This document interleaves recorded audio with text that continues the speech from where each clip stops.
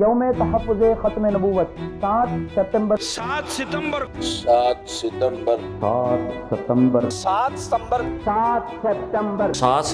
1974۔ آپ نے اکثر اوقات T V program, social media اور دوسرے ذرائع ابلاغ پر جماعت احمدیہ کے مخالفین کو اسی طرح کی گردانیں دہراتے ہوئے ضرور سنا ہوگا، جس میں آپ کو جھوٹی فتح کے نکاروں پر رقص کرتے ہوئے مولوی حضرات نظر آئیں گے۔ لیکن ہم آپ کو بتانا چاہتے ہیں کہ در حقیقت یہ کوئی فتح نہ تھی، بلکہ ایک ایسی عبرتناک شکست تھی جس کو آمدن عوام الناس سے 35 سال تک پوشیدہ رکھا گیا۔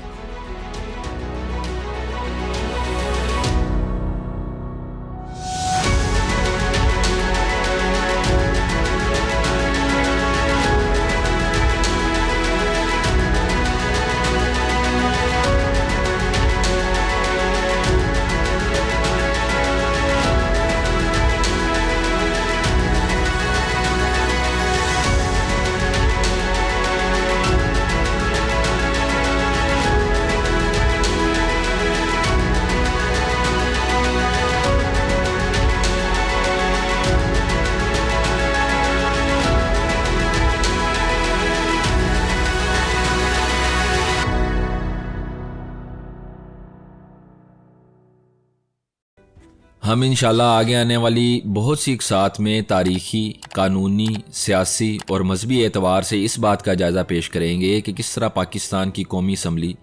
جس کو ایک اسپیشل کمیٹی کی حیثیت دی گئی تھی، اس میں گواہ کی حیثیت سے پیش ہونے والے جماعت احمدیہ کے وفد نے پاکستان کے ملا اور ان کے ہم کماش سیاستدانوں کو ان کے اپنے ہی دام فریب میں اس طرح جکڑ دیا تھا کہ ان کو بھاگنے کا راستہ نہیں ملتا تھا۔ چنانچہ اس نقشے کو ایک معروف شیعہ عالم اس طرح بیان کرتے ہیں: 80 گھنٹے تک پاکستان کی قومی اسمبلی میں آرڈیننس پاس کرنے کے لیے جھوٹے نبی کے جھوٹے خلیفہ نے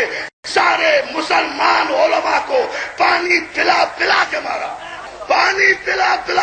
مارا، اور جب فیصلہ نہیں ہو سکا اور قومی اسمبلی کے کیفیٹیریا میں بیٹھ کر سارے علماء اسلام نے اجماع کیا، مجلس شورا کا اجلاس منعقد کیا کہ 80 گھنٹے ہو گئے، ہم سے زیر نہیں ہو رہا ہے، ہم اسے شکست نہیں دے سک رہے ہیں، جو دلیل ہم لاتے ہیں وہی دلیل یہ پیش کر دیتا ہے۔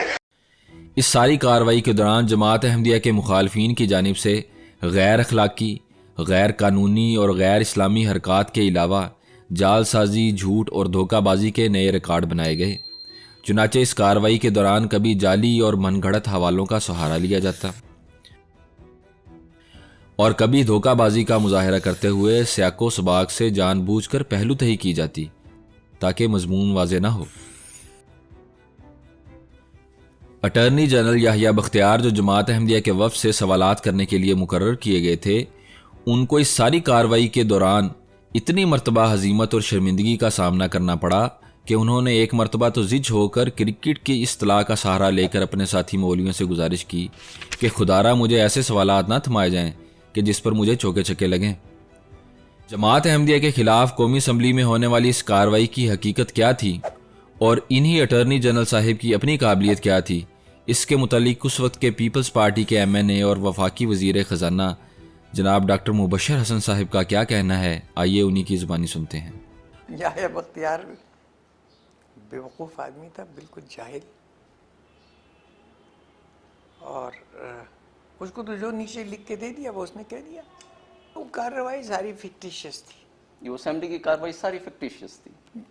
فیصلہ پہلے سے ہوا ہوا تھا کیا کرنا ہے۔ روا ریلوے اسٹیشن پر ہونے والے جس واقعے کو بنیاد بنا کر سارے ملک میں جماعت احمدیہ کے خلاف نفرت اور فساد کا بازار گرم کیا جا رہا تھا، اور نشتر میڈیکل کالج کے جن نوجوان لڑکوں کو جماعت مخالف اخبارات معصوم اور مظلوم بنا کر پیش کر رہے تھے، حقیقت میں اسلامی جمعیت طلباء سے تعلق رکھنے والے یہی وہ لونڈے لپاڑے تھے جو اس سارے فتنے کے اصل قصوروار تھے۔ چنانچہ ان لڑکوں نے سیر پر جاتے ہوئے روا کے ریلوے اسٹیشن پر اشتعال انگیزی کی تمام تر حدیں پار کرتے ہوئے نہ صرف جماعت احمدیہ کے خلاف شدید بد زبانی کی، بلکہ پلیٹ فارم پر موجود باپردہ احمدی خواتین پر گندے غلیظ جملے بھی کسے۔ لیکن ان سب کے باوجود احمدیوں نے صبر کا دامن ہاتھ سے نہ چھوڑا، اور جب ان واشوں نے دیکھا کہ جس فتنے کے مقصد سے وہ یہاں آئے ہیں وہ تو پورا نہیں ہوا، تو انہوں نے جاتے ہوئے دھمکی دی کہ وہ واپسی پر اس سے بھی زیادہ تماشا کر کے دکھائیں گے۔ چنانچہ واپس لوٹتے ہوئے روا ریلوے اسٹیشن پر ان لفنگوں نے نہ صرف یہ کہ ایک مرتبہ پھر گندی غلیظ زبان کا استعمال کیا، بلکہ ریل گاڑی میں اپنے پاس پہلے سے رکھے ہوئے پتھروں سے پتھراؤ شروع کر دیا، جس کے جواب میں بعض احمدی نوجوانوں کی ان سے مڑ بھیڑ ہو جاتی ہے، لیکن موقع پر موجود بعض احمدی بزرگوں کی کوششوں سے جلد ہی معاملہ رفع دفع بھی ہو جاتا ہے، بلکہ ان طلباء کو وہاں پر میسر ٹھنڈے مشروبات پلا کر رخصت بھی کر دیا جاتا ہے۔ خلاصہ کلام یہ ہے کہ دراصل یہ واقعہ نوجوان لڑکوں کے درمیان تلخ کلامی اور معمولی لڑائی جھگڑے سے بڑھ کر کچھ بھی نہ تھا۔ ہم ہر روز اس طرح کے سینکڑوں ہزاروں واقعات پاکستان کی ہر گلی محلے میں دیکھتے ہیں اور نظر انداز کر دیتے ہیں، لیکن یہاں ہم نے دیکھا کہ معمولی نوعیت کی اس لڑائی کو کس طرح مخالفین احمدیت نے اپنے مذموم مقاصد کے لیے خوب استعمال کیا،